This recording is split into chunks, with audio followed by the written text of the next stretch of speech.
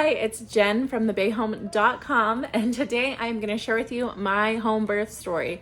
This is my 9th baby, and he is my 7th home birth, my most difficult labor probably. My postpartum recovery has been great. I've had a lot of energy compared to normal. I don't really have a ton of energy. I did have some leftover soreness in my tailbone, but other than that, I have felt pretty good compared to normal. Let's dive into his birth story. So I've been having prodromal labor, the third one that I've had prodromal labor with. I've had it with the last 3 kids. He was born August 31st at 7 in the morning, 7:22. But leading up to that was a Thursday. That Monday before, I was having tons of contractions, but they weren't hard. They were easy. I could sleep through them, but they lasted all day on Monday. And then into the evening, I was able to sleep through them, but every time I woke up to use the restroom, the contractions were still there. And so I knew that it had kind of gone on all day and into the night and all night, based off the fact that they were still there when I would wake up. So the next day, they were more random and still not like strong, just there. But my stomach did feel a little bit more sore, almost like I had done a workout almost or something. And then on Wednesday, I had my midwife's appointment. They came over. I had them do a stress test just because we were in the 41st week. They did a stress test and he was moving a bunch and made it hard to get his little heartbeat the whole time. I asked them if they would be willing to strip my membranes because I was concerned about my uterus being tired and just the whole prodromal labor exhaustion and just having my stomach sore and stuff. I was starting to get a little concerned.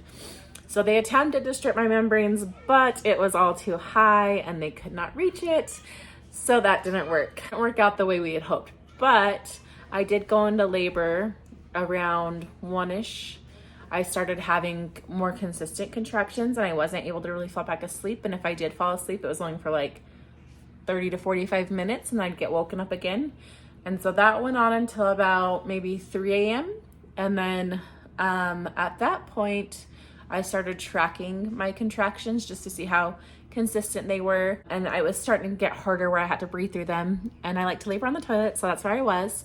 And so around 4 o'clock, I messaged my midwife and I said, hey, I think you should head this way. And she's an hour out. So she headed over. My contractions definitely were getting tougher. I was breathing through them, but it was all good. And I feel like I was really prepared this time. Like my birth before this was amazing. My 8th baby, he came so fast that my husband ended up catching him on our bathroom floor before the midwife could get here because it just went from kind of that 0 to 100. Like I was able to manage my pain so well until it was like transition. And then it was like, whoo, this is getting rough and baby's coming. So, and that's kind of even how it was with him, is I was laboring fine on the toilet for a long time. I was able to manage those contractions well and just breathe through them. You know, the labor was fairly easy. I did start to get back labor and it was like in my hips too, and that's when it became harder. And this was after my midwife had arrived. I had my husband fill up my bathtub. I didn't want to birth in the bathtub because I just get overheated. And I didn't want to use the birthing tub that normally they provide because the smell of the plastic bothers me. I know, I'm just so picky when I'm pregnant. I had him fill up the bathtub so I could just get a little bit of relief from the back pain. That's really what it was. It's just the back labor and stuff. So once that was full, I jumped into the bathtub and that really did offer me a lot of relief, but I couldn't get comfortable in the bathtub and in the water. And you get to a point, I do anyway. I know there's other people who are amazing birthers and just make it look like nothing. I get to a point where I can't sit still. Like it doesn't, no position feels good. I kind of got to that point, and then whenever I transition, I always throw up. I got on my hands and knees and I was leaning over the bathtub and I'm like, I'm gonna throw up. So they handed me my MSS bag and I threw up in that. Whenever I throw up, that's how I know I'm approaching transition. I usually throw up and then it's like it's time to push baby out. Usually my pushing is only 2 to 3 pushes and then baby's born. So transition was happening. I threw up and I said to the midwife, I don't want to be in the water. And she said, that's fine. We can catch over the water. but I really didn't want to be in the bathtub at all at this point. So I'm like, I want to get out. And so I got out. I had them come into my room. I wasn't sure if I wanted to push baby out on my bed or just be on the floor kind of leaning over my bed. So I had them put chest pads down on my floor and some on the bed. And then when I came out here, I decided I wanted to be on the floor and kind of like leaning up over my bed and on my knees. And so I did that for a while, and I was pushing. It was like just that urge to push that you can't control. So I did that and nothing was happening. And then I would go down on hands and knees and nothing was happening. And then I started lunging kind of side to side, and I would put my knees in while I was kind of on my hands and knees position and kind of turn my knees in to kind of help open that pelvic bone better.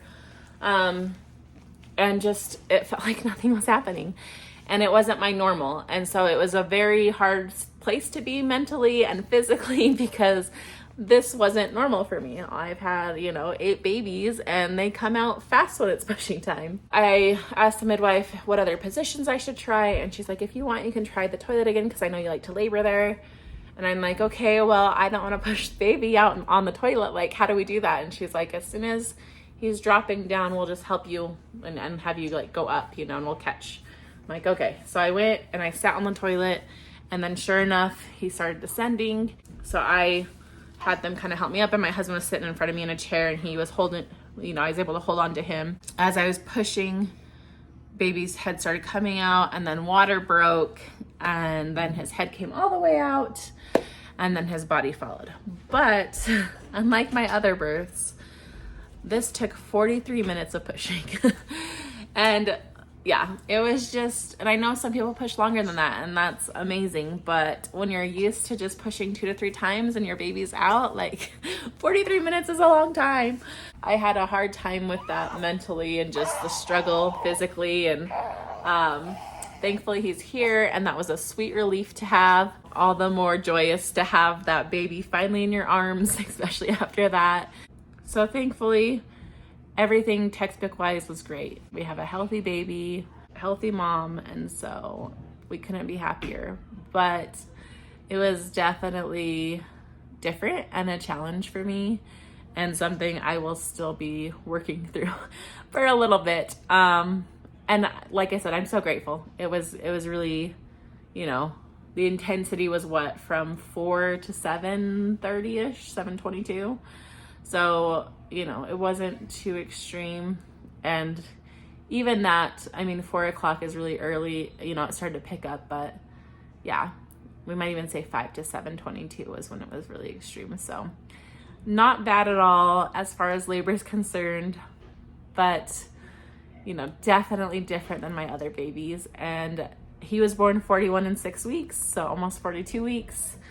It's just funny because I want to say my last 5 or 6 have all been 41 and 6. So pretty fun, pretty wild. And that's our home birth story. Thanks for watching. And if you have any questions, please leave them in the comments below.